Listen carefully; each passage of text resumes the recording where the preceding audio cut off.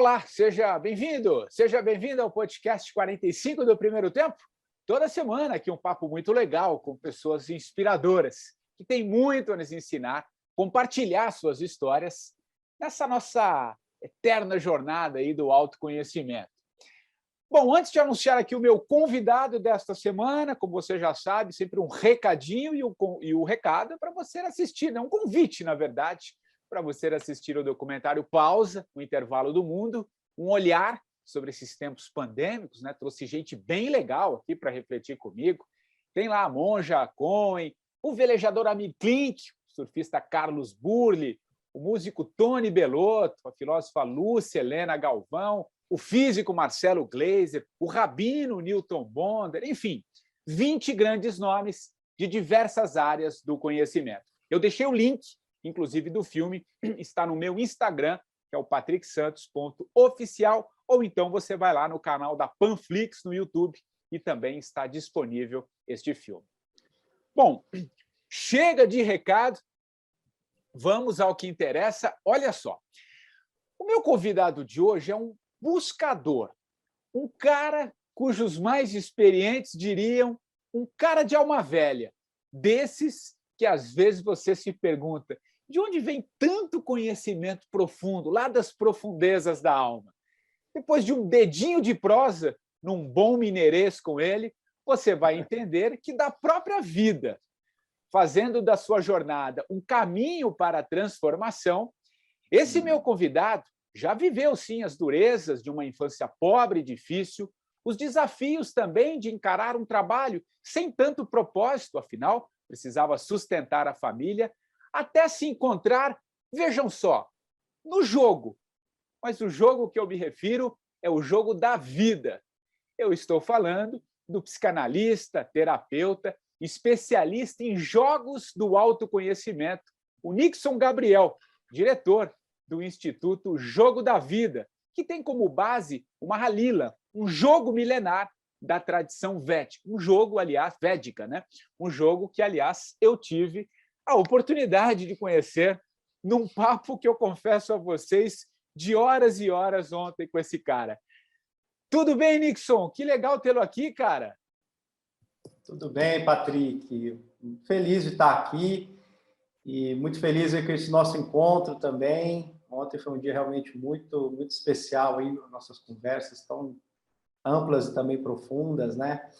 E fiquei até quase emocionado aqui com a sua apresentação. Acho que foi a melhor apresentação que fizeram de mim até hoje, assim, Você é moderno. resumida. É verdade, é verdade. Eu acho que o papo ontem rendeu, né? Conhecer um pouco mais da tua história. E que história legal, Verdade. cara. E, cara, a gente vai falar muito do jogo, até porque eu joguei, né, esse jogo da vida, a gente vai falar, até por isso que a gente trouxe você aqui também. E jogo que eu fiquei, aliás, encantado, assim, como eu me vi, né, em tudo aquilo que eu presenciei contigo ontem.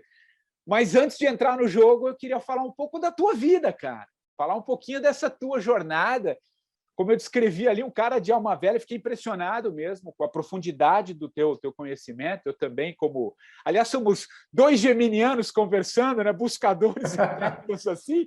Então, só para sintonizar a turma aqui, a gente começou 10 da manhã, era 6 da tarde, quase 6 da tarde, a gente estava conversando ainda. Mas, enfim, vamos conversar um pouco, começar com a tua história, cara. Como é que foi esse teu processo de busca? Tem muito a ver com o podcast, porque você fala muito de propósito também, cara. Você foi descobrindo ao longo da tua vida, da tua jornada, né, da tua experiência, os caminhos para a sua vida para você fazer o que você faz hoje, né, que é levar esse conhecimento. Eu estava vendo os números, cara, impressionantes. São quase 1.500 pessoas que você já atendeu pessoalmente, né? Dando cursos aí pelo Brasil inteiro, daqui a pouco está fora do Brasil, enfim. A gente vai falar muito disso, mas como é que começa essa jornada? Conta para a gente, você é novo. Eu falei alma velha, porque você é muito mais novo que eu. Muito mais novo, não. Mas você é mais novo que eu, né? Você está com que idade? Eu estou com 38 anos. A criança ainda. A criança.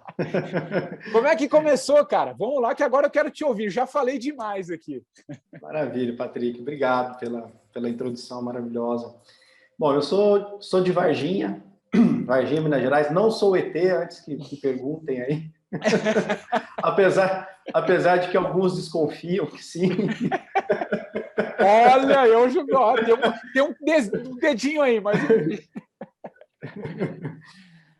Bom, eu acho que, como muitos brasileiros, muitas pessoas nesse mundo, vim de uma infância muito desafiadora, né? Vim de condições financeiras, né, bem desafiadoras, de pais que... uma mãe adolescente, me teve com 14 para 15 anos, né? Meu pai novo também. Então, passei por muitos desafios ali, principalmente na primeira, segunda infância. E desde muito cedo eu já vivendo ali as minhas dores, né, as minhas angústias, procurava qualquer espaço, qualquer porta que pudesse me ajudar naquela minha solidão, naquele lugar ali. Então, realmente muito, muito desafiador mesmo. Eu comecei a buscar uma saída ali na Igreja Católica, com 6 anos de idade, virei coroinha, fui coroinha durante 6 anos. Tinha uma época da minha vida ali que eu ia na igreja quase todos os dias, mas era a porta que eu encontrava ali para o sagrado, para o mistério, para a busca de algo além daquilo que eu estava podendo observar ali no meu cotidiano, né? Mas eu costumo dizer que o meu caminho de autoconhecimento começou aos 12 anos mesmo. A partir dos 12 anos eu comecei a estudar mesmo aí além do próprio catolicismo e ver o que tinha no mundo sobre autoconhecimento. E as primeiras portas, elas vieram para mim dentro da espiritualidade, né? O conhecimento das escolas iniciáticas, são muitas, eu nem vou citar aqui, mas eu posso dizer que eu passei por muitas escolas, e de forma presente, profunda, né? Isso me ajudou bastante a atravessar essa fase difícil.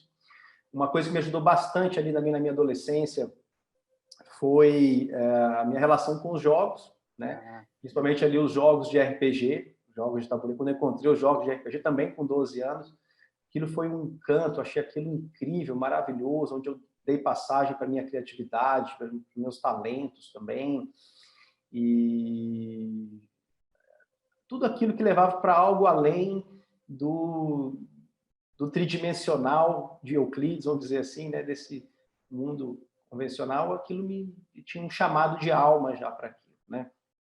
Até que depois de passar por muitas escolas, estudar muito, aprofundar, eu tinha essa coisa de parecer que era novo, parecia velho desde muito cedo, né? Eu fui, por exemplo, numa fase da minha vida, fui presidente de um centro espírita com 21 anos de idade, né? Então, sempre muito precoce, né? E também no mundo empresarial, também, porque eu atuei bastante na área comercial, fui gerente de várias empresas, tive empresa minha de treinamento na área comercial, e sempre muito precoce, né? Eu fui descobrir depois, já mais velho, quando eu fui fazer um teste para trabalhar na rede Supera, uma rede hoje, na época, hoje acho que tem uns 350 franquias no Brasil, eu acabei sendo a pessoa que, né, o diretor do departamento de projetos educacionais, era pública, e lá para trabalhar nessa empresa que tem como foco desenvolvimento cognitivo, você tinha que fazer um teste de QI. E aí que eu descobri que eu tinha meu QI estourou no teste. E eu não sabia que meu QI ele já realmente é um QI muito alto. E aí algumas coisas começaram a fazer sentido um pouco também em relação à minha crise existencial. Comecei a estudar um pouquinho como é que superdotados lidando com desenvolvimento emocional, né? As crises existenciais que já começam lá na infância. Aquilo começou a encaixar, começou a fazer sentido. E foi no meu encontro com a psicologia, principalmente com a psicologia analítica junguiana, que todo aquele meu trajeto começou a fazer sentido. Eu conheci um terapeuta, eu costumo dizer que ele é um mestre junguiano, né? O Dr. Hugo, ele mora num sítio em Guaratinguetá, no interior de São Paulo.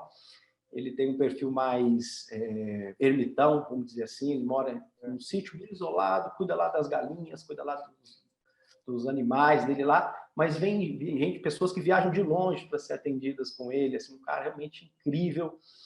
E a gente se encontrou, eu na época trazendo um pouco mais dos aspectos da espiritualidade, ele trazendo mais a própria ciência da psicologia. Foi um grande encontro, e ali a gente acabou trabalhando junto durante uns 3 anos, e foi ali que eu pilotei, né, um primeiro projeto, que era a aplicação dos jogos de RPG com os pacientes, em grupos com os pacientes dele. Então, a gente adaptava os modelos dos jogos. Aqueles pacientes, eles criavam personagens que não eram exatamente eles dentro do jogo, entrava dentro de cenas, dentro de histórias com aquele personagem e reeditavam situações de vida equivalentes a algumas situações que eles viveram lá na infância e etc. E ali eles tinham a oportunidade de reeditar, de reexperimentar aquilo de um outro ângulo. E aí o Dr. Hugo, enquanto eu conduzia essas sessões, também em grupos de autoconhecimento, ele ia anotando ali. E aí quando ele voltava para a sessão individual com os pacientes, aquilo decolava, explodia, assim, pacientes muito já mais velhos, mais antigos. De repente, quando passava pela experiência, a sessão desenrolava. Né? E aquilo chamou muita atenção dele, me chamou muita atenção também. E até que mais tarde, depois eu fui estudar psicanálise, fui estudar também a psicologia analítica junguiana, me formei nisso também. Mas, assim, a grande virada começou da seguinte forma, eu acho isso muito interessante, você falou que eu gosto muito do tema propósito, e isso tem muito a ver com a minha própria história, porque eu sei o que é o sofrimento de não viver o propósito de vida, e sei também o alívio e a liberação e a libertação que é quando você, de fato, pode, né, ocupar o seu lugar no mundo, né? Isso é uma coisa que eu já venho estudando há muito tempo, mas que hoje tenho visto que tem que se falado tanto. Também é uma alegria de ver essa verdade cada vez mais ganhando espaço, né? A gente que veio, né, Patrick, de uma época em que se glorificava muito o retorno financeiro e o esforço, e pouco se dava valor ao propósito, né? É como se isso nem existisse, como assim? Não é possível ganhar dinheiro com aquilo que gosta, com os seus talentos, com aquilo que você veio fazer. E o que a gente tem visto hoje é que as pessoas que realmente estão encontrando esse lugar estão prosperando, estão crescendo, estão felizes com isso. Claro que existe mesmo uma romantização em relação a essa questão de propósito, a gente pode falar um pouquinho sobre isso também. Mas eu estava ali nessa fase ali ainda, com o Dr. Hugo, trabalhando ali, e ainda financeiramente numa crise ali, né? Não estava ganhando dinheiro de verdade. Aí a minha filha, então nasceu minha filha, eu falei, nossa, agora eu preciso ganhar dinheiro, né? E aí então eu fui trabalhar nessa empresa, voltei, remontei meu currículo, depois de muitos anos trabalhando, né? Eu trabalho desde os 12 anos, esses 12 anos acho que tudo é nos 12 ali, né? Comecei a trabalhar muito cedo. E fui trabalhar nessa empresa e aqueles 4 anos ali nessa empresa foi o que desenvolveu exatamente as habilidades que eu precisava para hoje, por exemplo, administrar e conduzir um instituto, né? Hoje já são mais de 4.000 terapeutas formados pelo instituto, um trabalho que vem crescendo bastante, né? A gente está querendo lançar agora, até o final do ano, um projeto que já estou trabalhando nele há 4 anos, está aí guardado ainda, dando até um spoiler aqui, que é um projeto para desenvolvimento socioemocional para crianças e adolescentes. Mas eu acabei pulando um pouquinho. Mas voltando lá no Dr. Hugo, eu estava ali numa crise, ainda mesmo que trabalhando ali com o Dr. Hugo, nos jogos, ainda numa crise grande. E, de repente, assim, o jogo da vida, o Mahalila, ele trabalha muito dentro do campo da sincronicidade, que são coincidências significativas na visão de Jung, né? Aquilo que a gente entende que nada é por acaso. E eu sempre tive isso muito forte comigo. As pessoas que me conhecem sabem que isso acontece. Quem me acompanha é impressionante, assim, né? As pessoas essa semana, várias pessoas dizendo que sonharam comigo. Eu ligo para as pessoas falam, nossa, está falando de você agora. Todo mundo vivencia isso, mas isso comigo é constante. Acho que você andou um pouquinho comigo ontem, você já percebeu, né? Eu acho que só dá para fazer uma pausa aqui. Ontem a gente foi almoçar no determinado e estávamos conversando. A gente estava falando sobre o Prem Baba, né? E num determinado momento, entramos no restaurante, tinha uma figura do Prem Baba. Eu tomei um susto, eu falei, meu Deus, assim, e ele... Então, foi um negócio, assim, impressionante. Eu, às vezes, ainda me surpreendo, mas não deveria mais, porque isso tem acontecido com muita frequência também. Eu acho que vai ao encontro de quem está nesse processo de busca, né, Nixon? Mas, enfim, são muitas histórias e ontem deu para sentir, só deu uma pequena pincelada aqui, mas continua, vai lá. Interessante, né? Isso traz muito encantamento, né? Traz muita quando a gente consegue pegar, que muita gente tem chamado de flow hoje, né? Que é pegar o trilho né? O Joseph Campbell dizia que às vezes a gente sai do trilho, o nosso trabalho é só voltar para o trilho do trem. É voltar para o trilho, né?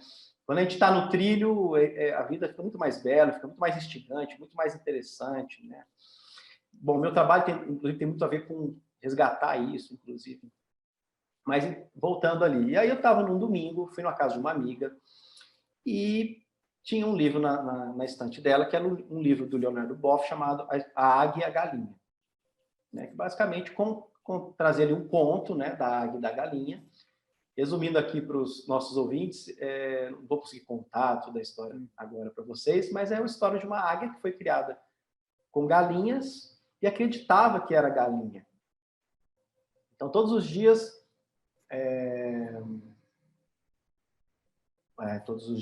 ele jogava milho para as galinhas e aquela águia ciscava como galinha. Um dia, esse camponês recebeu a visita de um naturólogo que foi até lá, olhou aquilo e falou, mas aquilo é uma águia. Ele falou, não, é uma galinha. Ele falou, não, aquilo é uma águia. Ela tem asas de águia, olhos de águia. Ela pertence aos céus e não à terra. Ele falou, não, ele é uma galinha. Jogou milho e ela voltou a ciscar. Aí aquilo ele foi para casa, aquilo mexeu muito com ele. Quando ele voltou lá, ele falou, não, eu vou te provar que ela é uma águia. Então ele pegava a águia subia no braço, ele jogava o milho no chão, a águia pulava do braço e voltava a ciscar. E o naturólogo pegava a águia e falava, águia, você que pertence aos céus e não à terra, abra suas asas e voe. Ela olhava para o chão, via as galinhas e voltava para o grupo das galinhas. E assim foi várias tentativas. Até que eles, resumindo a história, né, eles foram, na última tentativa, para o alto de um penhasco. E o naturólogo colocou a águia ali diante daquele horizonte imenso. E a águia tremia, vendo aquele vento batendo, as penas ouriçando. E ela ainda pulava, só que não tinha milho, né? Pulava e não queria o sol. Até que em algum momento ele lançou a águia. Ele lançou a águia e o sol estava nascendo. Na queda dela, o sol penetra os olhos dela e toca o ser mais profundo da águia, e ela dá o típico cau-cau das águias, né? Dá os seus gritos, bate as asas e voa em direção ao horizonte, né? Aquela história mexeu muito comigo, Patrick, porque eu estava me vendo exatamente dessa forma. Imagina eu na minha complexidade, todos esses caminhos que eu já tinha feito, com potencial de inteligência, com potencial de criatividade, né? Hoje eu estou me entendendo melhor realmente no que são as minhas potências, mas muito solitário com essas potências durante muito tempo, né? Numa crise, no sofrimento, ganhando pouco dinheiro. E se eu poderia ganhar dinheiro, eu tinha que voltar para a área comercial de novo. Meu Deus do céu, que sofrimento aquilo. E aí, eu li essa história, mexeu muito comigo. Quando foi... isso foi no domingo, né? Quando foi numa quarta-feira, eu recebi uma ligação da amiga que eu estava lá no sítio do Dr. Hugo. Eu tinha acabado de escrever uma música, me veio uma inspiração. E o nome da música era Águia Dourada, que era uma música dentro das tradições xamânicas, das tradições da floresta, dentro da espiritualidade. É uma música que normalmente a gente canta em fogueiras, uma música festiva, né? E aí eu acabei de escrever essa música da Águia Dourada, me ligou a amiga que emprestou o livro, falou, Nixon, você não sabe, ontem nós estávamos em Cunha e nós jogamos Mahalila, e foi uma experiência incrível. E daqui uma semana vai ter um jogo, e eu queria te convidar também para participar. Isso tudo na sequência ali, aquilo me chamou muita atenção. Eu falei, eu vou. Claro. Aí passou uma semana, encontrei o nome da música que eu escrevi era Águia Dourada. Guarda bem para vocês verem o que vai acontecer nessa história. Quando chegou na semana seguinte, fui eu e o Dr. Hugo para Cunha, né, para a gente, então, finalmente ter essa experiência. Me chamou muita atenção, porque a Fonix tem muito a ver com você, porque o jogo é de autoconhecimento, tem espiritualidade, tem espadas, tem serpentes, tem isso, tem aquilo. E aí fomos de Guaratinguetá a Cunha, uma viagem de 40 minutos. E aí, quando eu entrei no carro, me veio assim, perguntei para o Dr. Hugo, como é que Jung chegou nesse termo? Porque é o Jung que cunhou o termo sincronicidade, né, inclusive. Né? Como é que Jung chegou nisso? Então, ele foi me discorrendo a viagem toda, as histórias de Jung, né, os sonhos, as sincronicidades que ele começou a observar com os pacientes dele. Aquilo foi muito encantador, né? E terminou de contar a história, chegamos para o jogo. Quem facilitava esse jogo é um casal que já facilitava esse jogo no Brasil na época já há uns 30 anos, já tem bastante tempo, né? De uma forma muito encantadora, eles têm o Anya Tamirá, uma forma muito artística de apresentar o jogo, com música, com contos, né? Um grupo bem legal, também devia ter umas 15, 20 pessoas. Só que no formato que eles estavam conduzindo, era um formato coletivo. Onde você conheceu o tabuleiro ontem, né? Esse é um tabuleiro que tem 72 casas. E aí ele falou, olha, aqui tem uma peça representando o grupo. E compreenda que se você está nesse grupo, não é por acaso. Tudo que vier aqui no jogo é para você. Se você quer entrar nesse jogo, se firma nesse centro. Você não está aqui por acaso, e o jogo vai trazer as mensagens, se concentra. Eu levei aquilo muito a sério. Primeiro que quando eu vi o jogo, eu já fiquei muito mexido com aquilo, né? E assim entramos para o jogo e começamos a caminhar pelas casas do jogo. E o Mahalila, ele tem 72 casas, tem casas que trazem virtudes, aspectos positivos da consciência e muitos aspectos negativos, serpentes. Quando fala aspectos negativos, a avareza, a avidez, a luxúria, a inveja, está tudo ali presente no jogo, né? E a gente caminhando ali pelo tabuleiro, o jogo estava muito denso, via muitas sombras ali no jogo. E eu percebia que a gente estava passando pelas sombras e o jogo não subia, não subia, não subia. E, de repente, eu parei e falei, mas por que esse jogo não está subindo, né? Aí eu fui perceber que se tratava do fato de que eu me via ali naquilo também, e também junto com o grupo, claro, só é possível ver se você vê em você, né? Não dá para ficar olhando para o outro apenas. E percebi que tinha um desejo que o jogo confirmasse o ser especial, espiritual que éramos, né? Que o jogo mostrasse a nossa luz, revelasse a nossa luz, confirmasse para nós a nossa beleza, né? Ali um grupo muito dedicado à espiritualidade na época. E o jogo eu só via nas sombras, era impressionante. E aí eu percebi que, de repente, eu fui ter um insight que o que estava acontecendo é que nós não estávamos entrando mesmo, mergulhando dentro daquelas casas e olhando de verdade para aqueles aspectos de sombras, dos aspectos negativos que o jogo mostrava. Porque havia uma idealização, eu, que queria se confirmar. E assim foi. Aí o jogo foi me mostrando muita coisa, mas a essência foi que, de repente, por trás de toda aquela sombra, o que o jogo me abriu ali, estando dentro do jogo, foi que por trás de tudo aquilo havia uma ferida. Havia uma dor presente em todos, né?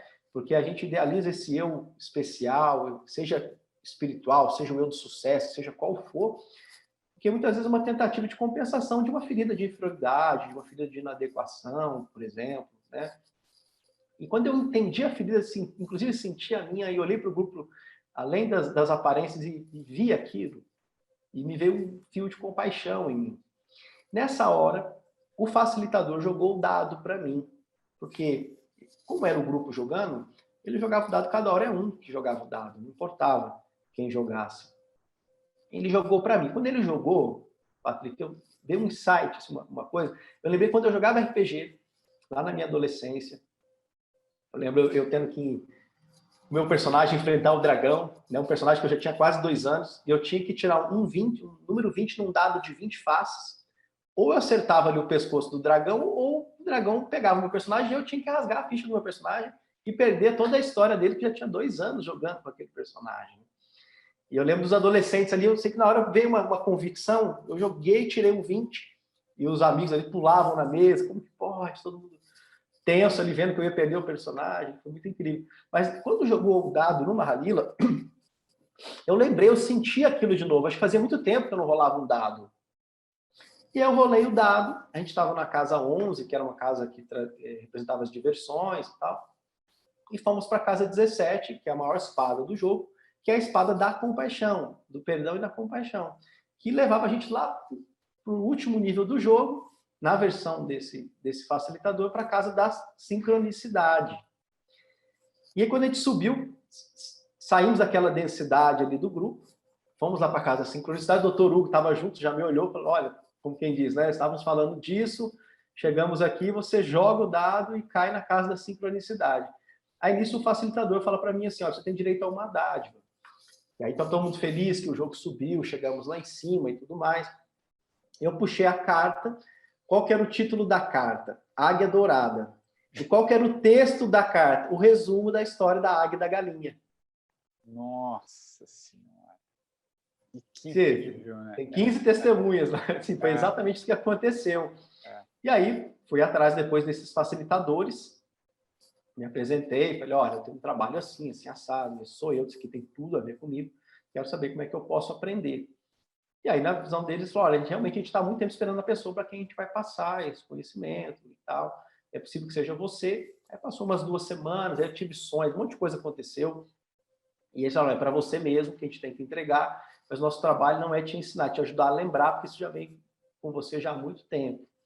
E, de fato, foi mais ou menos o que foi acontecendo depois. Foram 7 anos ali de mergulho, de iniciação, de estudo, de investigação, até que eu pude lançar. E é um jogo milenar, né? E é um jogo milenar, né? Um jogo milenar, um jogo velho, um jogo indiano de muitos anos, né? Que tem estudos que dizem que tem mais de 2.000 anos, alguns falam que tem mais de 4.000 anos, que ficou perdido, inclusive, na Índia. Se você for andar hoje na Índia, você não encontra ele, né? O Brasil ele tem um terreno muito fértil, né? Então, algumas tradições, algumas coisas vêm de outros países e florescem no Brasil, né? Mas o Mahalila... E aí você... não, desculpa, conclui. E o meu trabalho, na essência, Patrick, assim, de toda essa diversidade de caminhos por onde eu passei, é fazer a ponte mesmo entre a psicologia profunda e uma espiritualidade prática, né? Então, eu trabalho com o Mahalila, mas um viés de trabalho que você experienciou ontem, você pôde perceber isso, um viés terapêutico, psicológico, profundo. A gente traz junto com o método os 12 arquétipos, né? Os 12 arquétipos comuns presentes nas histórias, a jornada do herói, né? A visão junguiana também dentro desse processo de individuação. E isso eu fui testando. Aí quando ficou pronta a metodologia, eu ainda era diretor lá do Supera ainda. Isso. Tinha um bom salário, tinha bons contratos, tinha boas comissões, ganhava muito bem. E em algum momento eu tive que, novamente, veio aquela crise, né? Eu tendo que todo dia ir ali cumprir, né, rotina de empresa, nada contra, inclusive ali me fortaleceu, me desenvolveu bastante, até que em algum momento eu falei, não, agora eu vou ter que dar o salto. Aí eu saí do Supera, fui para a Índia, e tinha feito isso faz pouco tempo, pouco mais de 5 anos e meio, né? Fui para a Índia, e lá na Índia, falei, não, agora o meu trabalho está pronto. Aí realmente eu recebi as bênçãos lá, me diz, o seu trabalho está pronto, pode ir para o mundo. Aí voltei, estava morando em São José dos Campos, fui para São Paulo, sem mercado nenhum em São Paulo, assumindo aluguel de casa, espaço, tudo, para começar a atender pessoas com o jogo. Isso porque eu estava fora do mercado de terapia, mas simplesmente eu confiei, porque aquele era o chamado. Eu estava seguindo os sinais, eu estava seguindo o fluxo, estava só jogando o jogo. Confiei e fui, e deu certo. Assim, em pouco tempo eu já estava ganhando mais do que eu ganhava na outra empresa. Foi o suficiente para atender muita gente em São Paulo, porque o próprio resultado da metodologia, não precisava nem de divulgação, ia trazendo, as pessoas tinham experiência, ficavam encantadas, começavam a indicar outras pessoas, queriam ter a experiência novamente, e o trabalho foi crescendo, até que então o método foi se consolidando. Eu fui testando, aplicando, vendo resultado, e atendendo muita gente, assim, um perfil de clientes muito experientes já no autoconhecimento, né? Que é interessante, muitas pessoas que já estão com um certo feeling, de repente elas se interessam, elas conseguem perceber o potencial que tem ali nesse método. E aí eu lancei, então, um curso de formação para terapeutas poderem atender, e tem sido um sucesso. E é interessante, e te ouvindo, que eu acho que já pode ser um primeiro passo aqui para a gente começar a entrar no jogo, trazendo, inclusive, para a sua própria história, que você acabou de falar assim, eu fui lá e confiei. Eu confiei. O que o jogo, o que o Mahalila, o que esse processo todo te mostrou sobre o medo? Porque eu acho que o medo é algo que permeia muitas mudanças, né? Você falou lá no começo que a gente está vivendo um momento, concordo plenamente, exatamente o que você disse, a gente está num processo de transformação, de busca, cara, e eu converso com muitos entrevistados aqui, muitos que passam no podcast, que a gente está vivendo esse momento de, cara, você tá ao encontro daquilo que é teu, sem romantizar o propósito, que a gente pode falar nisso daqui a pouco, ou você insere na tua própria resposta, mas, assim, a base, a essência disso é lidar com medo, né? O que você pode falar, cara, sobre o medo e como que o jogo, como que o teu processo pode espelhar para outras pessoas? Claro, cada um com a sua história, com seus dramas, mas uma essência do medo dentro desse processo de tantas mudanças que a gente está vivendo, cara? Pergunta excelente. Qual que é o nosso medo mais profundo? Saberia responder, Patrick? Não. Ué, morrer? Morrer, também, Morrer, é verdade. que não tem. Um dos nossos medos, um deles, é verdade. Um dos nossos medos mais profundos é o medo de entrar em contato com a nossa dor e não ter saída, e não ter resolução. Né? E um outro medo é o medo de olhar para as minhas sombras, olhar para o meu eu inferior, para meus aspectos negativos, e aquela ser a minha realidade final. Né? Esse é o grande desafio do autoconhecimento. Quando a gente fala quando o Campbell traz a jornada do herói, né, que resumidamente estou na zona de conforto, recebo um chamado, nego um chamado, entro na crise existencial até que eu aceito esse chamado para a aventura, vou passar por provas, desafios, vou morrer e renascer, enfrentar o grande antagonista, ganhar o tesouro, ser testado novamente para retornar ao reino e entregar isso para o mundo. Essa jornada do herói, ela acontece, o tabuleiro, ela acontece de fato. Os nossos dragões, os nossos desafios maiores são realmente os sentimentos desafiadores que nós carregamos, né? É ali que a grande batalha, o grande trabalho está acontecendo. E para poder percorrer o caminho do autoconhecimento, para realmente conseguir alcançar um grau de alívio, de cura desse peso, dessas feridas que todos temos, é necessário um grau de confiança, né? É necessário um grau de confiança no sentido de que vale a pena sentir, mesmo que o sentimento seja desafiador. Porque a gente vive muito sofrimento, que é o sofrimento desnecessário, que é a própria fuga da dor. Mas para também poder me entregar para isso, estar disposto a pagar o preço, estar disposto a percorrer essa jornada desafiadora, eu preciso também de conhecimento, né? Eu acho que aí o conhecimento, e falo de conhecimento, não só de conhecimento, também de sabedoria, e não só de conhecimento emprestado, né? Eu falo a consciência a respeito do jogo divino, a respeito do jogo da vida.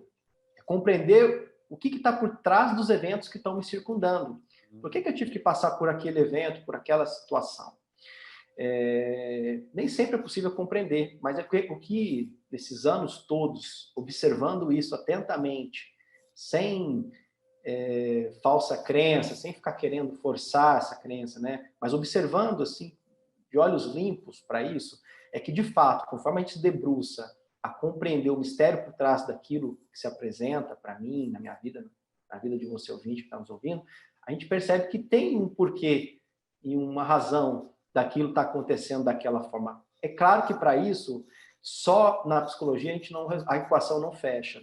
Realmente precisa ir para um campo transpessoal para entender o porquê de algumas coisas. Então, tenho assumido mais recentemente um pouco, até um ato de coragem, um pouco, bancar um pouco esse aspecto transpessoal também do caminho, apesar de durante muito tempo me firmei ali mais nas bases científicas, psicológicas, porque senão a equação não se completa. Né? Então, vejo muita gente... Explica esse transpessoal para quem está... Transpessoal é o transcendental, né? Aquilo que está no invisível, aquilo que é da alma, aquilo que é do espiritual, né? Que é do sagrado. A sutileza, né? Aquilo que é mais sutil, né? Exatamente. E aquilo que a ciência talvez não alcance, ou aí a física quântica beliscando um pouquinho isso ali, mas que, para quem já pode vivenciar isso, não é só uma crença emprestada, é muito concreta, é muito real mesmo. Perfeito. Né? E eu acho que aqui é um momento que, olha que maravilha, estamos podendo falar sobre isso, né? Que incrível esse momento, né? E voltando então no ponto lá do medo, né? Então o medo maior é esse. Eu não tenho nada que me garanta que se eu sentir, resolve o problema. Pelo contrário, igual esse choro, menino, né? A gente vem de uma geração que sentir era um problema, tem que ser forte, tem que ser duro, tem que fazer. E o que a gente percebe é que as emoções são como as águas, e que tem pedras que bloqueiam ali o fluxo do rio, eu preciso sentir, remover essas pedras, né? Ter coragem de sentir. Esse é o princípio da alquimia verdadeira. É transformar o chumbo em ouro. É a presença nas emoções, transformando essas emoções, né? Mas para isso eu preciso de conhecimento. Então, compreender o jogo da sua própria vida, a compreensão do porquê que você teve esse pai, porquê que você teve essa mãe, porquê que você passou por tais situações, né? Por que as coisas estão acontecendo assim com você? Quando você entende nível profundo que você é responsável pelo lugar que você está, você tem finalmente a possibilidade de fazer diferente, porque se eu me coloquei aqui, então eu tenho o poder também de sair daqui também. Porque normalmente a gente foge, né, Nixon? Normalmente a gente foge dos problemas, né? Assim, não via de regra, é um mecanismo de defesa, né? A gente vai achando ali as formas, vai criando personagens, vai levando a vida, mas a essência tá. Porque a dor, né? Isso a gente conversou muito ontem, e para mim fez muito sentido, porque vai um pouco no encontro no que eu tenho observado na minha vida, né? Porque acho que a gente pode fazer as das nossas vidas. Pode não, deve, né? E é dela que você tem que fazer uso, né? Entendendo que essas dores elas te direcionam. Normalmente vem uma coisa muito ruim, normalmente a gente fica... Claro que não deixa de ter uma dor, algo que mexe com você, mas entender que essa dor, seja ela qual for, e estamos vivendo dores nesse tempo pandêmico, né? Mas entender que essas situações estão te direcionando, a vida fala com você o tempo todo, né? Para mim está muito certo isso. O entrevistado é você, mas acho que você pode falar muito. A vida conversa com a gente o tempo inteiro, mas normalmente a gente, né, dá uma chaqui e tal. E quando você não vai, né? Você falou lá no começo também da criança ferida mexendo lá atrás, aí eu já entro para te passar a bola. No meu jogo ontem, né, quando a gente jogou, a gente conversou muito. O meu arquétipo era o órfão. Quem já leu meu livro sabe do que eu estou falando. Quem conhece um pouco a minha história sabe que veio, mas assim veio. Mas como é que aconteceu? Veio, cara. O jogo diz muita coisa, né? E a partir dali, às vezes você vai entendendo porque certas coisas às vezes não vão acontecendo, né? Você tem que ir lá, é a tal descascar a cebola, chegar até lá no miolinho, né? Porque senão o resto são lateralidades, né? Então, fala um pouquinho dessa dor que a gente tenta fugir, que talvez aí, se você encarar, não é fácil, ninguém está dizendo que é fácil, eu sei muito bem, autoconhecimento não é fácil, mas, enfim, fala um pouco disso, e eu queria trazer um pouco essa minha experiência, porque, assim, veio, é ali, cara, não adianta você tá, o resto que você está achando que é tudo frufru. O negócio é mais embaixo, querido. Mais ou menos isso que o jogo me falou ontem, e eu não consegui. Fiquei longe da iluminação, viu? Eu acho que você falou, o jogo não subiu, cara. Eu estou ali, porque eu estou nesse processo já há um tempo. Nada, cara, eu não subi nada. Então, não estou idealizando nada. Mas, enfim, lidar com as sombras não é fácil. O jogo ele vai, na verdade, responder à questão que você trouxe. Você trouxe uma questão desafiadora e aí vai mostrar todos os bloqueios, aquilo que está impedindo você de realizar aquilo. Então é natural que ele mostre mesmo esses pontos desafiadores, né, Patrick? Mas até quase que a tua pergunta ajuda até na continuidade do raciocínio que eu estava trazendo aqui, né? Então, sobre esse medo de entrar em contato com essa ferida, né, com essas emoções. Eu entendo que para a gente ir além desse medo, eu acho que esse é um grande obstáculo coletivo, né? Se fosse um primeiro passo para que a pessoa possa, então, percorrer o caminho do autoconhecimento e colher os frutos desse caminho, que ele é desafiador, mas na jornada ele tem muitos tesouros no meio do caminho. O que é muito mais desafiador é não fazer o caminho, é muito mais sofrido, isso vai inflamando. Se você não fizer o caminho, eu costumo dizer assim, ou você joga o jogo, ou você é jogado daqui para lá, de lá para cá, né? Então, para desenvolver essa confiança, eu acho que é preciso também começar a buscar também compreensão do porquê das coisas. E ninguém vai te dar isso mastigado, pronto. Você tem que bater a porta da verdade, bater a porta do mistério. Bater um papo com o mistério da vida mesmo, falar, olha, por que eu estou passando? Pede sinal, procura entender o porquê. Porque conforme a gente vai compreendendo, isso aqui eu entendi porque teve que ser assim. Isso outro eu entendi porque tinha que ser assim. Você vai entendendo, você vai desenvolvendo essa confiança. Porque o medo, porque parece que a gente é uma folha solta ao vento. Qualquer coisa de mal pode acontecer. a qualquer momento. Mas quando eu entendo que eu recebo da vida a todo instante exatamente o que eu preciso, isso é desafiador. Porque se a gente for no aspecto só linear da vida, por isso que entraria num aspecto transpessoal, entende? Para poder compreender o porquê que você teve que passar por determinada experiência. Mas quando eu posso compreender que eu recebi exatamente o que eu precisava, e não é o que eu queria, aí eu posso, então, agradecer. Posso confiar no que a vida está me apresentando. Porque não adianta eu entender os sinais, entender o chamado da vida, se eu não fizer o caminho que a vida está propondo. Exatamente. Eu não confio, eu tenho medo de me machucar, eu tenho medo de entrar em contato com a ferida. Mas se eu confio nesse mistério e vou me entregando para esse caminho, as coisas vão começando a se encaixar. E muito sofrimento desnecessário vai embora. Né? Vai ficar somente aquela dor que precisa ser transformada. O perdão, né? Isso vai lá, realmente, a gente vai sempre na direção das feridas de pai e mãe. Não tem para onde correr. Né? Não tem. Qualquer teoria fast food que vai dizer que tem um jeito rápido de resolver isso. Eu, pessoalmente, né, em toda a minha caminhada, tenho as minhas reservas. Né? Mas essa confiança também ela vem, então, através da compreensão do mistério da vida também, né? Do resgate desse mistério. A criança, ela tem esse encantamento. A criança está porque ela está diante do mistério da vida. A gente, conforme vai ficando adulto, a gente perde essa relação com o mistério, vai ficando um terreno árido, um terreno sem vida.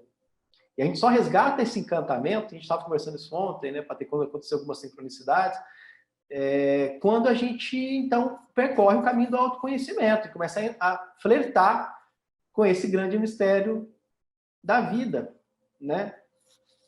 Tem sincronicidade que se eu contar aqui, você vai achar que é tínico, não é possível, coisas inacreditáveis, mas que conforme você também, eu falo assim, a sincronicidade, se você é devoto da sincronicidade, quanto mais você se devota à sincronicidade, mais você se entrega e reverencia e agradece, e acha, mais ela se exibe e se apresenta para você. E é interessante quando você passa a observar e perceber essas sincronicidades, né? Porque muitas vezes lá atrás a gente pensava, uma coincidência. Não, quando você passa a observar, parece que isso começa a acontecer com mais frequência, como se você entrasse numa outra frequência, que as coisas parecem que vão se conectando, você vai entendendo porquês, né? É interessante isso, né? E ficou muito claro, né? Vem ficando claro para mim de uns anos para cá, e ontem contigo foi, talvez, pela própria história, tua própria busca, do nível de conversa que a gente teve ontem, as coisas foram vindo assim num processo muito interessante, né? Então, acho que isso tem... É muito interessante, né? Porque uma coisa com todo respeito ao cético que está nos ouvindo, né? Não, faz parte. Talvez o que falte para o cético é ter algumas experiências como essa para poder entender o que a gente está falando, né? Para perceber a coisa acontecendo mesmo. Ou talvez fugir de uma coisa que você acabou de falar, que eu acho também que, infelizmente, é o que transborda as livrarias, enfim, muita coisa, que é o fast food, né? O autoconhecimento fast food, aquele que vai te dar 5 dicas aqui, faça desse jeito, como se a vida fosse uma caixinha que você entrou ali, é desse jeito, ó, segue aqui, não é assim, né? Só que a gente quer que o outro nos diga o que a gente tem que fazer, né? A gente se vitimiza, eu acho que isso é uma coisa que eu quero te ouvir, Nixon. A gente está vivendo uma era ainda de vitimismo, né? Assim, claro que são situações, a gente vive num país com enormes dificuldades, mas você acabou de contar um pouco a tua história também, tantos outros, né? Mas a gente tem, parece que, uma essência ali de vitimismo, né? Que, não, porque é isso, você é meu pai, a minha mãe, é o meu chefe, é o prefeito, é o governador. Sim, por exemplo, se a gente pegar da esfera federal, está um desastre, mas e nós nisso tudo, né?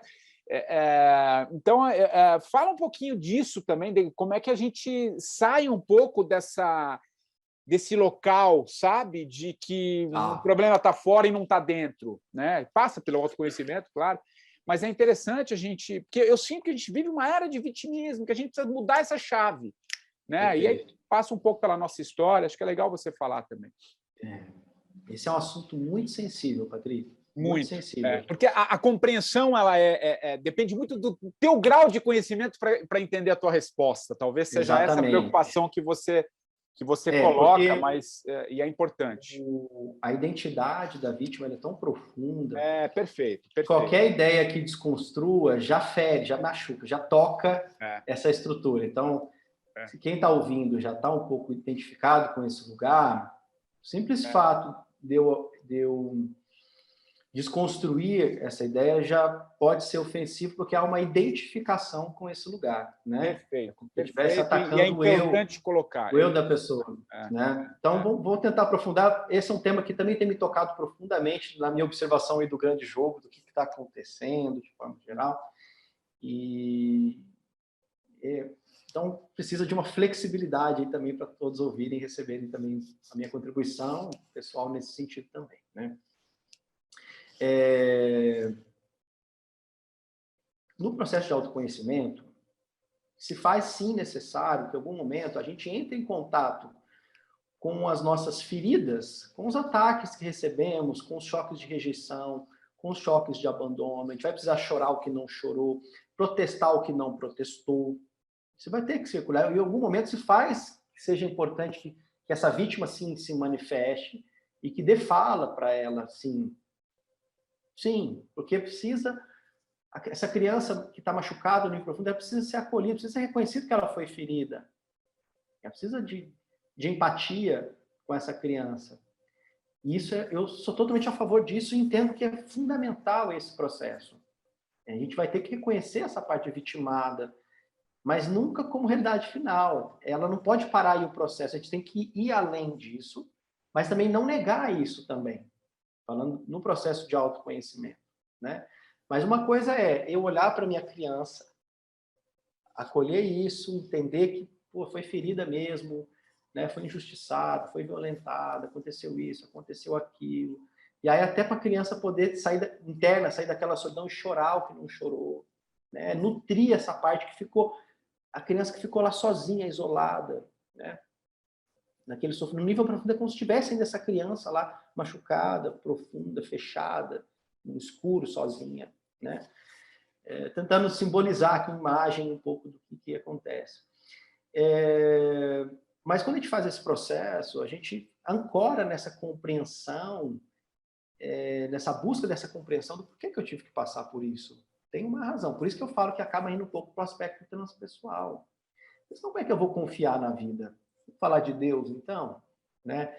A gente fala, você acredita muito em Deus bom, em Deus justo, em Deus Pai, né? Mas como é que eu vou confiar nisso, vendo tudo que eu vejo no mundo, né?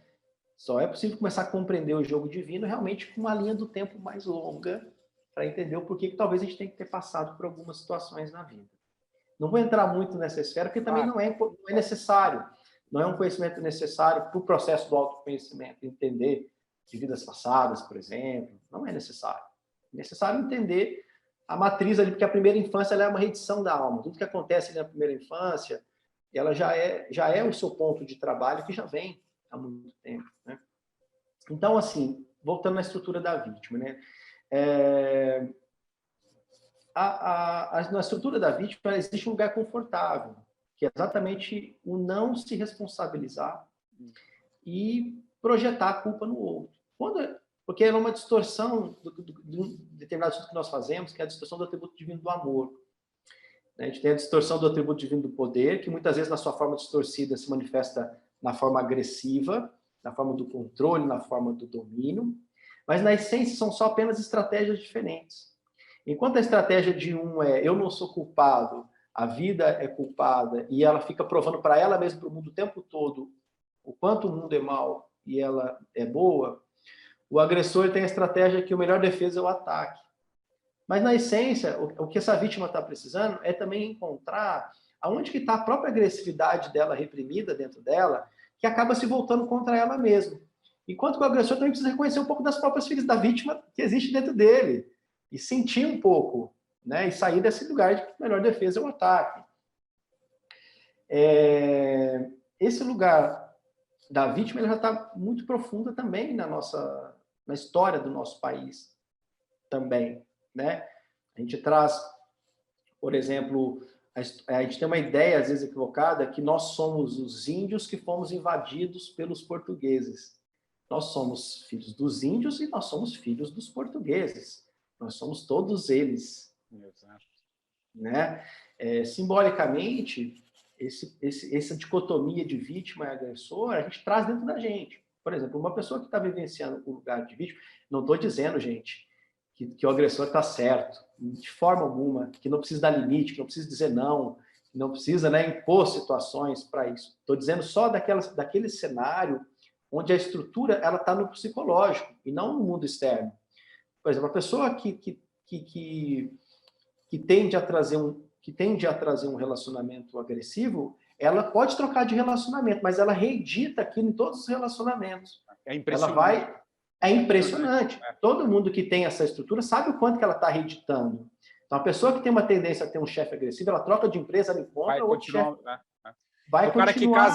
O cara que casa 4 vezes e o problema é a mulher, né? Ele não está entendendo que é o mesmo processo, é ele, né? Que é o mesmo, nele, é ele.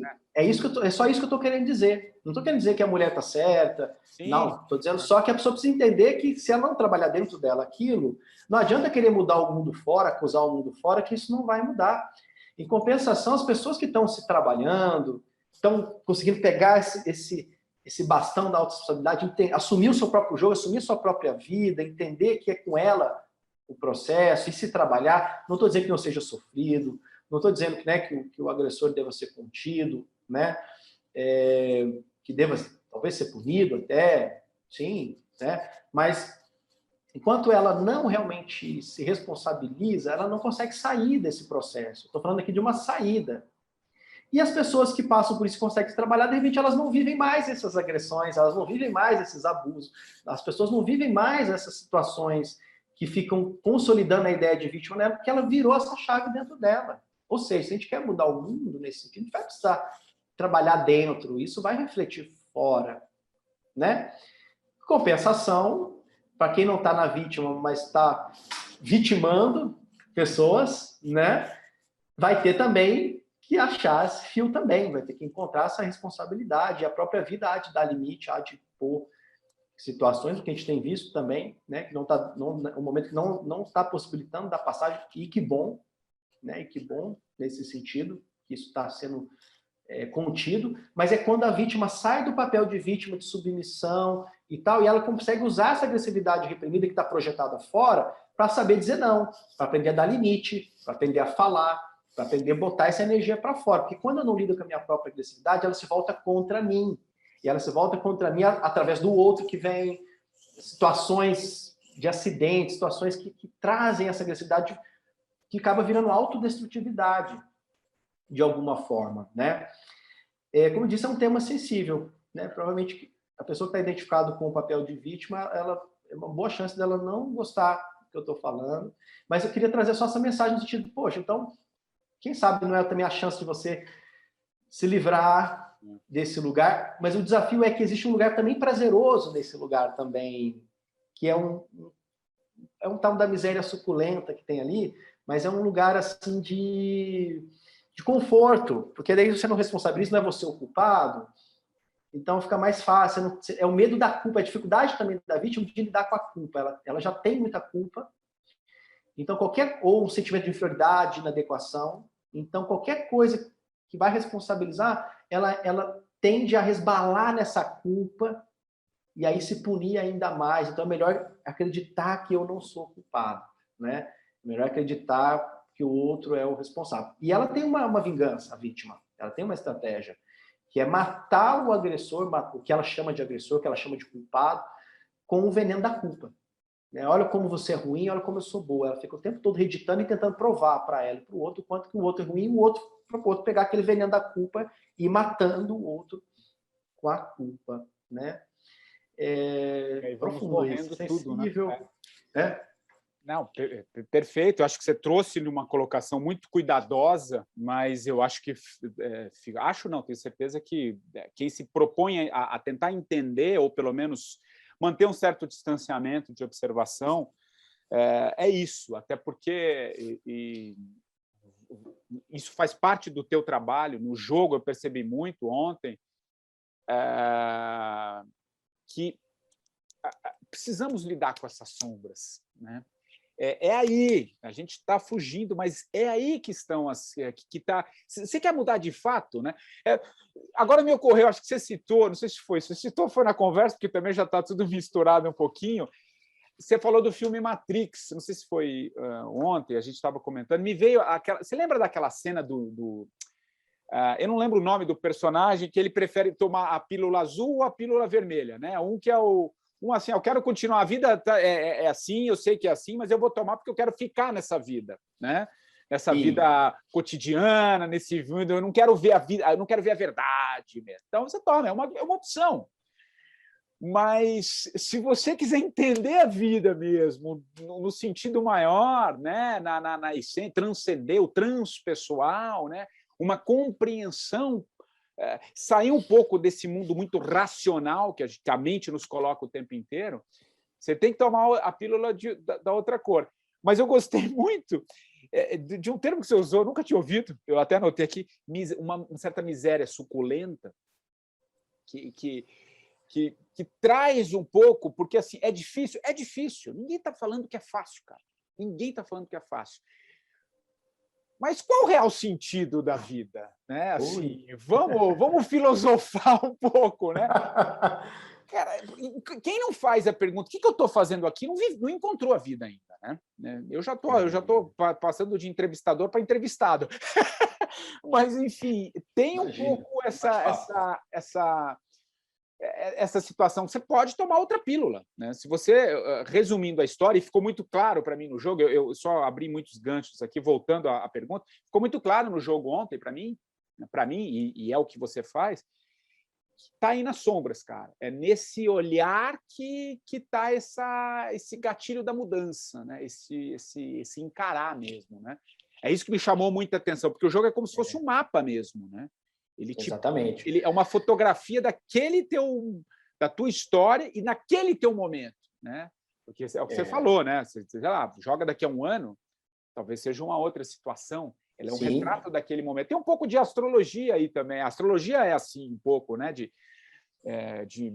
Você bate um retrato daquele teu momento ali quando você faz a sua atualização de mapa, enfim. Então eu achei muito rico, e a forma lúdica, né? Lúdica de você se entregar. Eu fiquei um pouco assim bem surpreso, para te falar a verdade. Enfim, fala um pouquinho dessa questão da sombra para daqui a pouco a gente caminhar para o fim aqui do nosso fechamento, né? Legal.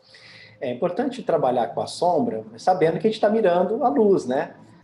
A gente está querendo buscar a recompensa dessa jornada. A gente está atrás do néctar, né?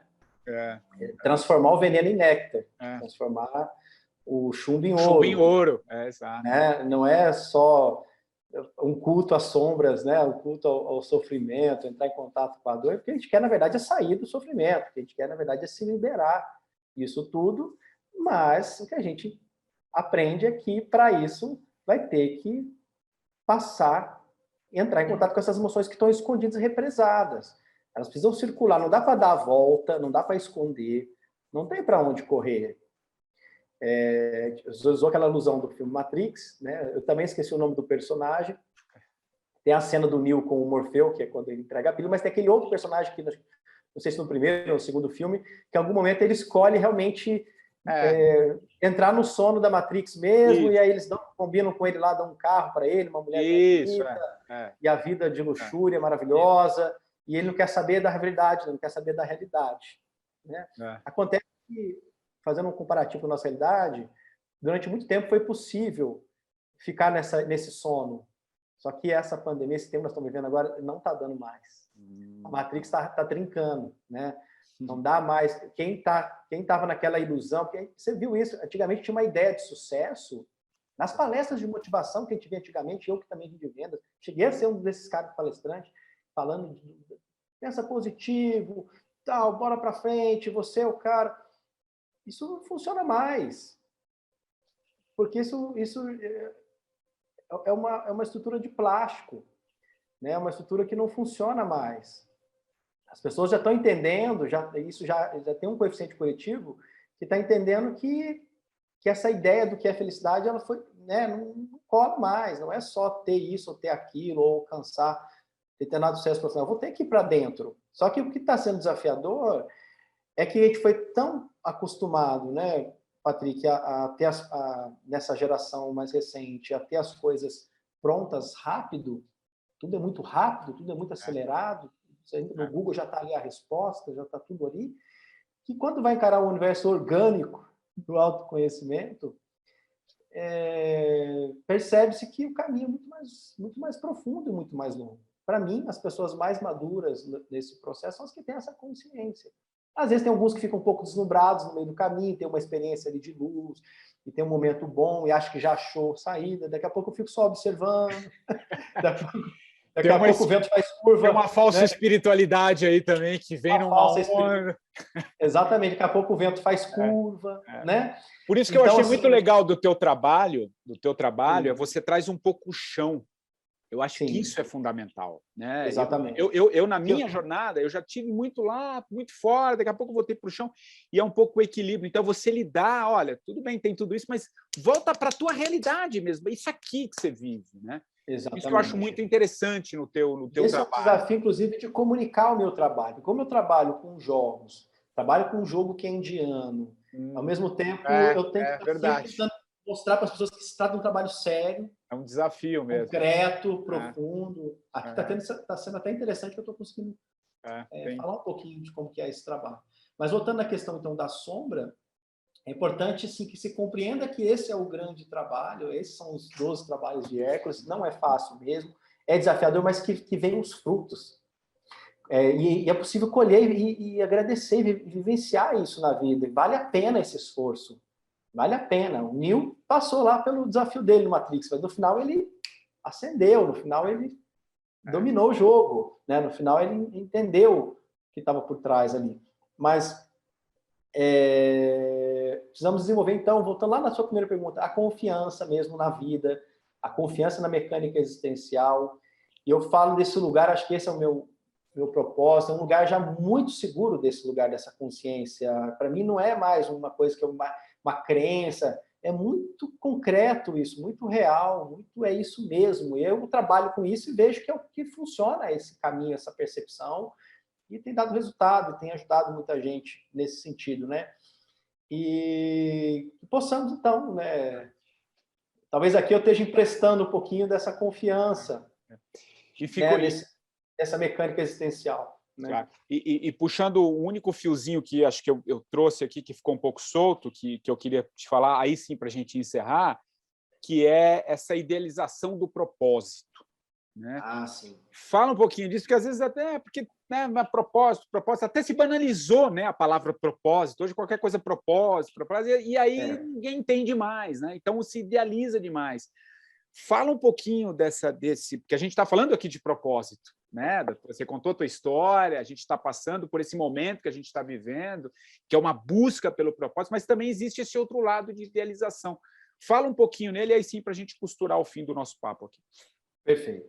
O caminho do encontro propósito de vida, ele se funde com o próprio caminho do autoconhecimento. Se você está no caminho do autoconhecimento, no momento você vai desembocar no caminho do propósito, uma coisa desemboca na outra, é uma coisa muito fundida na outra. Não existe caminho em relação ao propósito que não vá por tudo isso que a gente está falando aqui hoje, por exemplo. Né? Por quê? Porque vivenciar um propósito de vida é manifestar no mundo seus dons, seus talentos, suas capacidades, entregar para o mundo seus tesouros, aquilo que é único em você. Que todos têm. Né?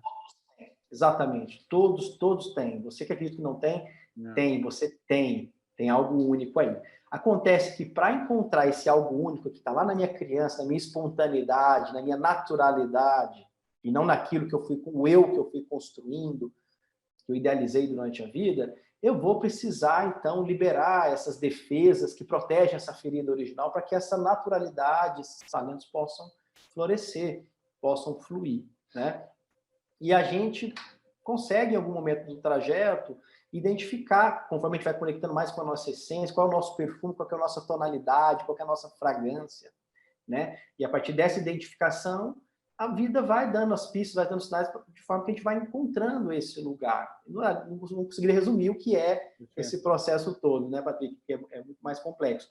Mas o que acontece? Muitas vezes, o caminho que a vida leva para a realização desse propósito passa por períodos da vida que não necessariamente vai ter a ver com o seu propósito, mas que são necessários para a realização do seu propósito. Exato. Acho que aí você tocou num ponto interessante. É isso aí. Te dei um exemplo, por exemplo, eu tive que ficar 4 anos antes de lançar finalmente o jogo, eu tive que voltar para uma empresa, voltar a trabalhar como diretor, funções executivas, rotina de empresa, chefe, tudo, para que eu desenvolvesse as qualidades, por exemplo, do meu masculino interno, por exemplo. Estava ali com o meu lado terapeuta, meu lado sensível, espiritual muito ativo, mas eu precisava agora... O mistério sabia que eu precisava disso. Então, me colocou ali, porque eu fui desenvolver a capacidade de organização, de disciplina, de comando, de direção, essa força que eu precisava, né? Eu precisava de unha, eu estava sem garra, eu estava sem unha. Precisava de unha, precisava de garra para ir para o mundo. Precisava de aterrar, né? O pai terra. E aí, aqueles 4 anos me maturou naquilo, para quando eu lançasse oficialmente meu projeto, hoje eu tenho um instituto, tenho um grupo de pessoas que trabalham comigo. Então, hoje eu consigo conduzir isso melhor graças a essa qualidade. Eu não teria realizado o que o Instituto realizou hoje se não tivesse passado por aqueles 4 anos que aparentemente não tinha nada a ver com o meu propósito de vida. Esse é um primeiro ponto de desmistificação. E outro é, depois que você encontra e já começa a viver esse propósito de vida, já tem esse alívio, eu vejo isso que tem hora que eu já tô há anos nesse alívio, vamos dizer assim, e eu vejo, quando eu vejo pessoas na crise, aí que eu olho para a dor da pessoa e falo, gente, eu estava nessa dor, nem meu Deus. Mas, de repente, eu me vejo em outras oitavas. De repente, dentro do meu propósito, tem um outro nível do propósito, e daqui a pouco eu volto de novo, recebo um novo chamado, nego o chamado de novo, entro numa nova crise, uma resistência, aí quando eu estou de novo fazendo aquele ciclo de novo, para ir para uma nova oitava, mas ok. Eu já sei que se trata de... É diferente, eu já sei que se trata dos frutos que vêm, então eu estou mais motivado para continuar esse caminho, e se eu estou passando, por exemplo, dentro da jornada do herói pelo ciclo de morte, renascimento, eu já sei, eu pelo menos dentro da minha ciência, eu estou vivenciando a morte de novo. Então eu sei que depois da morte vem o renascimento, vem uma nova fase. Que bom! Então eu estou pertinho da nova fase, estou pertinho do renascimento. Mas a gente não idealiza mais, sabe? Porque esse é o jogo e assume o jogo como ele é. Então esse é o jogo, vamos jogar o jogo do jeito que ele é. E aí fica muito mais fácil, muito mais interessante, né? Muito mais... Que é entender a própria vida, os ciclos da vida, né? A vida é feita de ciclos, e, aliás, é uma coisa que a gente fala muito aqui também no podcast, e te ouvindo, acho que ficou perfeito nessa amarração, e acho interessante, né, esse olhar sobre o propósito, né? Que é interessante quando a gente olha em perspectiva, né? Eu convido a todos aqui, olha um pouco, às vezes, para o que aconteceu, para ver se aquilo que te aconteceu não te direcionou para o caminho que você está tomando, porque talvez era esse o caminho que você tinha que tomar, para depois talvez chegar em algo que você idealize ou algo que você está buscando. Mas tem aí, acho que você falou, né, no papo, que o Campbell dizia, né, você saiu dos trilhos, o teu único objetivo é voltar para o trilho, né? Volta para o trilho, não precisa achar um outro caminho, volta para o trilho, né? Então, exatamente. Segue um pouco. Lembrei da história que você contou ontem da música lá para o seu documentário. Que de repente... Da música impressionante, né? Rapidamente aqui, quem não pegou ainda, enfim, a música que ia fechar o meu documentário, que abriu o documentário, era do Lenine. Eu roteirizei todo o meu documentário baseado naquela música, Paciência, do Lenine, mas na hora de finalizar ali, tinha um grupo de mídia por trás, no caso a Jovem Pan, tinha um direito autoral de uma música que ficou muito cara, era inviável para aquele momento, por um projeto que eu acabei tocando, e eu fiquei muito sentido na hora de não poder usar aquela música, que eu construí o meu roteiro baseado naquela música, esperei uma tarde, e no outro dia me veio uma amiga, me mandou uma música gravada por ela, uma musicista também, jornalista, mas trabalha com música também, me mandou uma letra de uma música que parece que ela foi feita para o documentário, né? Então, foi o fato de esperar um pouco, falar, vamos ver o que acontece, e o universo vai ali e colocou a música que abriu o documentário quando eu voltar a viver. Então, eu gosto muito, é um tema que me toca, né? Hoje eu consigo entender essas sincronicidades, esses chamados, eu acho muito interessante. Por isso que eu gosto, inclusive, de trazer pessoas que vão um pouco nessa linha para nos mostrar. E eu presenciei ontem, não preciso dizer nada da tua própria história. Eu acho que você enriqueceu muito com esse teu conhecimento. Acho que o jogo da vida... presenciei o jogo da vida, uma coisa interessantíssima. Convido a todos que se interessarem, né? Nixon, tem aí o teu... enfim, vai depois ficar os descritivos aí, mas conhecer um pouco a tua história, que é muito legal. A tua história a gente conheceu um pouco aqui, mas conhecer um pouco mais sobre o jogo da vida, que é muito legal. Cara, agora sim, estou falando demais de novo. A marca aqui do podcast, o Nixon, é que o convidado da semana indique um livro, quero saber que livro que você vai indicar, e depois escolha uma música aí que vai encerrar o porquê do livro e porquê da música que encerra a nossa versão podcast. Legal. Bom, eu vou indicar um livro chamado Não Temas o Mal. Vocês encontram aí na internet, da Eva Pierrakos, 2 R's, K-O-S. E o porquê de eu indicar esse livro, porque esse livro transformou minha vida. Olha, que legal. Então, assim, naquela diversidade toda, de todas as tradições espirituais, de abordagens da psicologia, de tudo, são várias linguagens falando sobre o que é o processo de autoconhecimento. Eu não encontrei ainda nada mais cirúrgico e preciso, uma linguagem clara e realista e concreta, pé no chão, sobre o que é esse processo e como lidar como que trabalha com essa criança ferida, com o eu inferior, com as sombras, e também como que a gente foca no nosso... Quando chega uma hora, não é focar na sombra, na hora você tem que focar na tua luz mesmo, mas qual é a hora certa para potencializar isso, quando você está maduro para isso mesmo. Esse livro é incrível. Esse é um livro de cabeceira. Leia de quem for ler, leia ele devagar e receba a dica, que a dica é boa mesmo. E a música, eu sugiro a música Rumo das Flores, da Flávia Venceslau. Rumo das Flores, que legal. Rumo das Flores. Flávia Venceslau. Flávia Venceslau. Te toca essa música? Tem algo com a tua história? Sim. Legal, que legal. Sim. Nixon, Gabriel, cara, muito legal o papo contigo. Na verdade, a gente estendeu o papo aqui para o podcast também. Queria muito te agradecer, enfim, pelo papo de hoje, pelo papo de ontem, e tenho certeza que a vida nos conectou aí. Vamos estar juntos em outras jornadas, porque afinal a vida é conexão o tempo todo e a gente só precisa estar atento a esses chamados. Muito obrigado, querido. Muito obrigado, Patrick. Nos vemos logo mais. Um grande abraço. E o 45 do primeiro tempo, você já sabe, volta na próxima semana, sempre com um novo convidado. Um abraço e até lá.